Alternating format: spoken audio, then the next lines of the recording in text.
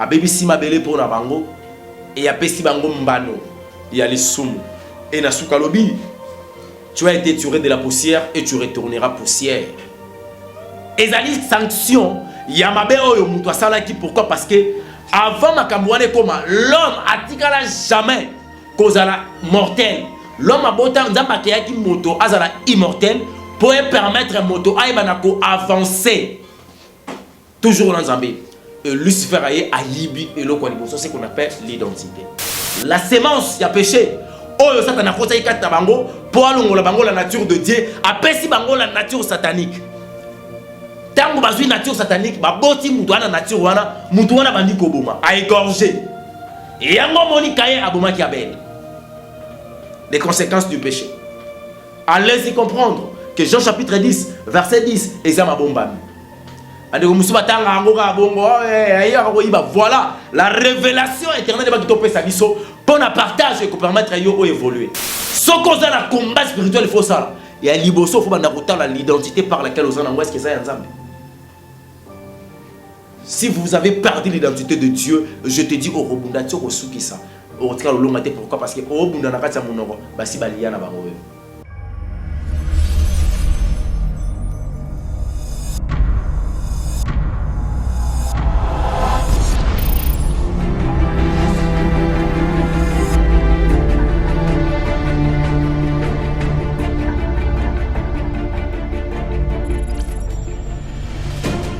Shalom peuple de Dieu, libota nanzambe bisikano so bizwami bino, kolo Yesu apambola bino, c'est le serviteur de l'Éternel, l'évangéliste Elonga Ndenge Tolobaki, que toujours toujours continuer dans système il y a 15 minutes avec Jésus-Christ pour l'édification de l'église, pour sauver, pour consoler, pour préparer l'église pour l'enlèvement parce que yangonde et les kinyoso. Talatina to pusani awa ezimo tango mikolo ebele, ngana bino zali komona na te, na lingi bisika bizwami bino. Benga ndeko, benga papa, benga maman, le moment est arrivé. Oyo tozwa kamalako. Topé ba enseignement ezalaka important pour nabiso.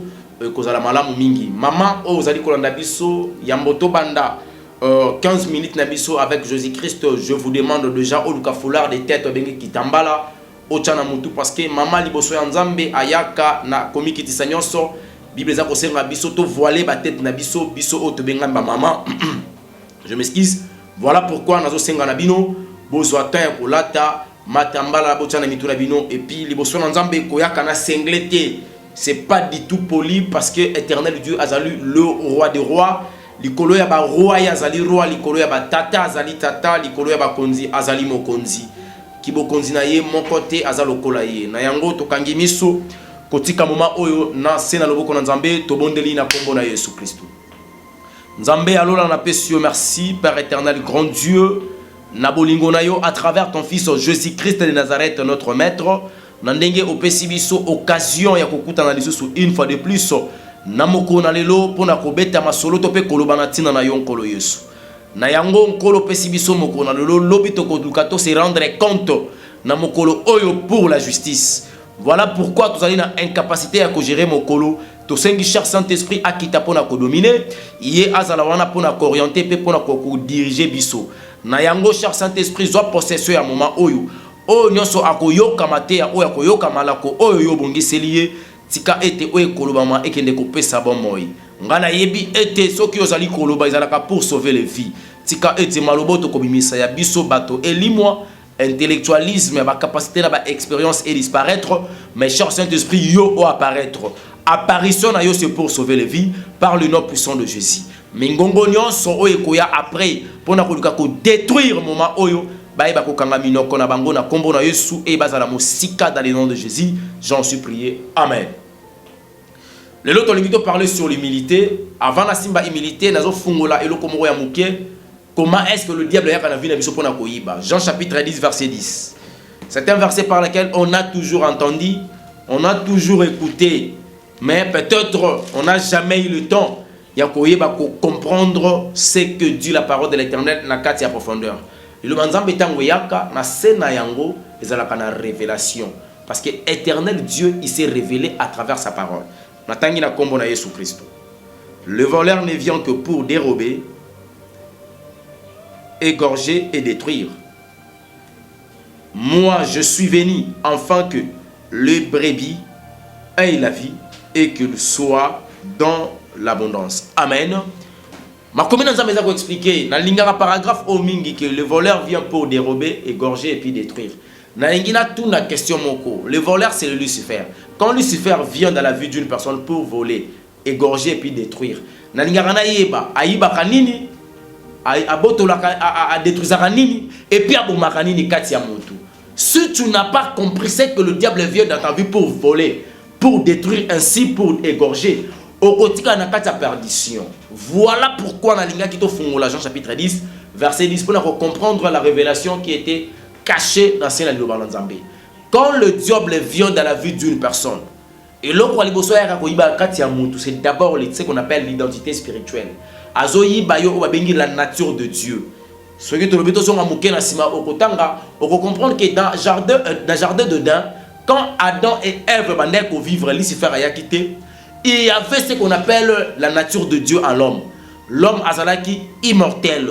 L'homme azalaki dans la paix, l'homme azalaki dans la joie, et l'homme azalaki na autorité, na pouvoir, on kolo a ça qui est, il y a dominer sur toute la terre. Mais il s'est fait que pour que l'homme abungi sa pouvoir, abungi sa autorité, abungi sa nyonso yaye, il est là quoi liboso faut abungi sa ce qu'on appelle l'identité spirituelle. Donc Satan a fallu à kota d'abord la nature de Dieu qui donnait l'homme le pouvoir de dominer sur toute la terre. Je ne sais pas ce que vous comprenez. L'identité de Dieu et qu'on permettre la nature de Dieu, ce que l'on veut proposer la nature de Satan pour permettre ce qu'on a besoin de pouvoir dominer sur lui. Adam et Ève, Lucifer. Éternel Dieu ôta son esprit à l'homme, l'homme est devenu mortel. L'identité de Nzambe qui balongwa ki batu oyo Nzamba bandaki ko compter na bango sur la terre. Mbala moko Nzamba tchema lo balikolo vi na bango. Abebisi mabele pour na bango et apesi bango mbano ya lisumu. Et na sukalobi, tu as été tiré de la poussière et tu retourneras poussière. Ezali sanction yamabe oyo mutu asalaki. Pourquoi? Parce que avant makambuane koma l'homme atikala jamais kozala mortel. L'homme a beau temps Nzamba keyaki moto azala immortel pour permettre moto aïbanako avancer toujours dans Nzambe. Et Lucifer aye alibi et l'eau c'est ce qu'on appelle l'identité. Après avoir koyiba identité, Éternel Dieu a dit, merci mon frère Wilson, pardon. Éternel Dieu a dit que tu étais tiré de la poussière, tu retourneras poussière. Adam et Ève, les conséquences, Abel a sacrifié. Moto liboso azongaka poussière, ezalaki mwana bango babotaki. Satan a égorgé conformément à la parole de l'Éternel. Il vient pour dérober, égorger et détruire. Aïe a égorgé. Et il a fallu progéniture ya liboso, na descendance ya liboso, moto liboso adana Ève bakela ezalaki Caïn. Mutu pa liboso takisaki makila. La sémence ya péché. Oyo Satan a kosaki kata bango pour alongola bango la nature de Dieu, apesi bango la nature satanique. Tango bazui nature satanique, baboti mutu wana nature wana, mutu wana bandi koboma, a égorgé. Et yango moni Caïn aboma ki Abel. Les conséquences du péché. Allez-y comprendre que Jean chapitre 10, verset 10, examen bombami. Voilà la révélation éternelle de Bakito pour la partage et pour permettre à yo évoluer. Après avoir égorgé, il y a eu maintenant la destruction. Diable a promis qu'on détruire. Na kata destruction et l'autre aliboso a lié yo. O bobenga to benga kalelo ba lien. Parce que tango ba lié yo, o reçoit la défense. Tango ba ligoté yo, o va bouger.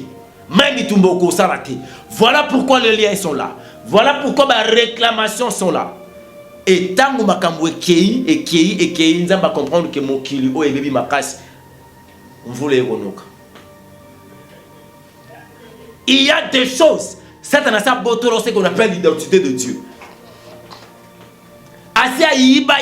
la nature de Dieu. Quand tu as perdu cette nature, d'office, l'eau a mis balai à égorger.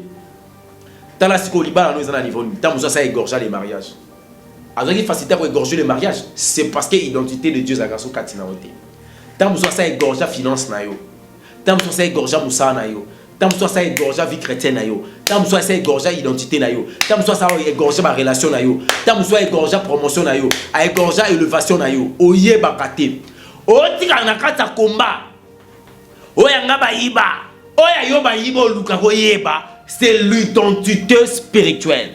Étant un enfant de Dieu, l'identité chrétienne. Ne satana yiba oyango. Ce qu'on a la combat spirituel, il faut ça. Il y a liboso, il faut l'identité par laquelle on s'en est-ce que ça y a ensemble. Si vous avez perdu l'identité de Dieu, je te dis au rebondati au soukisa.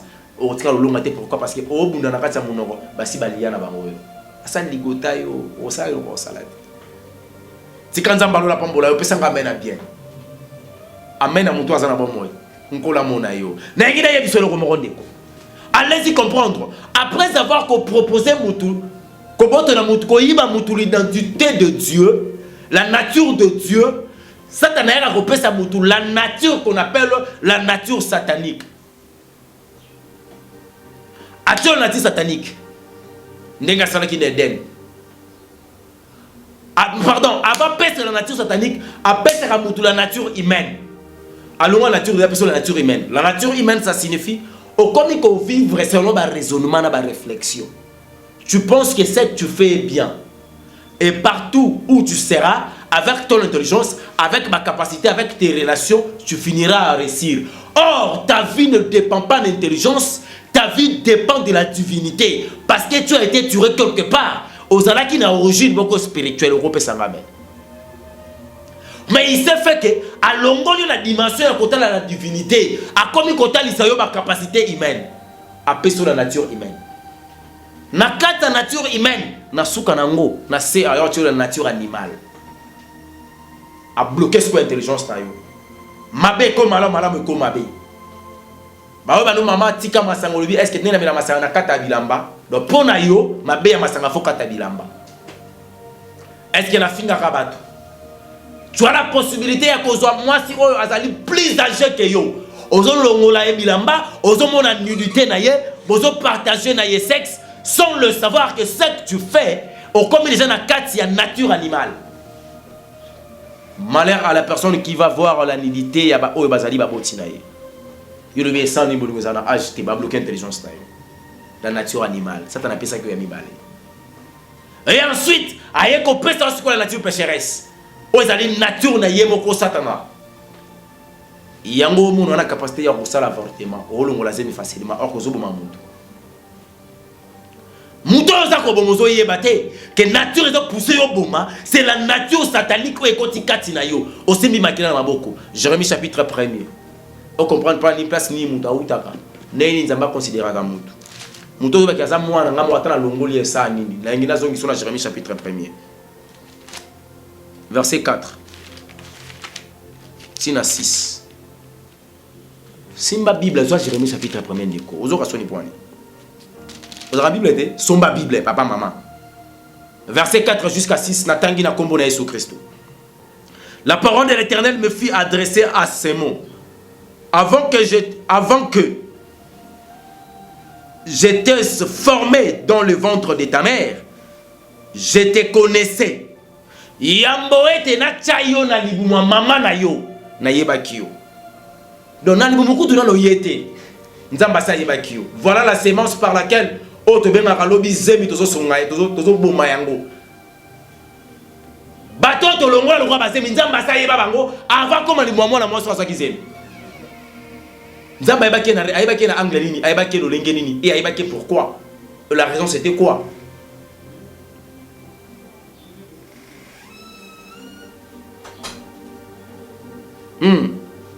Je t'avais connaissé. Avant que tu fusses sorti de son sein, je t'avais consacré. Et ambo obima na libunaye na pesaki o lotomo. Kola juste ayoba na Jérémie na pesaki o lotomo. Combien de servantes et de serviteurs de l'Éternel baleka loka ba avortant. On nzamba sa consacré à moi la moisi. Et yo papa, yo maman, oyo, oso comme la nature satanique, o comment ko boma bato, o yeba kate ko boma, o longola ma serviteur de Dieu na kata mokili. Devinez la suite. Aujourd'hui, tu fais des combats contre qui? Lucifer n'a pas fait bah il pas fait rater. Oh, mundati yo no kufa. Maintenant yebi sanga. Songa na Jean chapitre 10, mituna verset 10. Satan yibanga nini? C'est l'identité spirituelle que nous avons, la nature de Dieu. Si on a les simbate, banda kota la identité na yo, est-ce que ça na dire en Zambé toté? Il y a un problème. Prends mes place au yo lukate. Dieu a dit à Jérémie, quand avant Bimanali moment na yo, moi je t'avais consacré. Yoka. Je t'avais consacré. Je t'avais établi prophète des nations. Donc, Azalaki kaka kuna na katsa libumu ya mama, ya mwabima, Nzamba s'est établi rien. Étant prophète, avec un ministère prophétique, ya babitando bikolo. Ce qui maman la longola gisé, devinez la suite quand nous peut sans Nzambé. Toko minasuka. Nzamba lola pambola bino, numéro la biso zana obengi biso. Si tu as à dire, tu as 15 minutes avec Jésus-Christ, tu as à longue et à large avec les temps. Bye bye.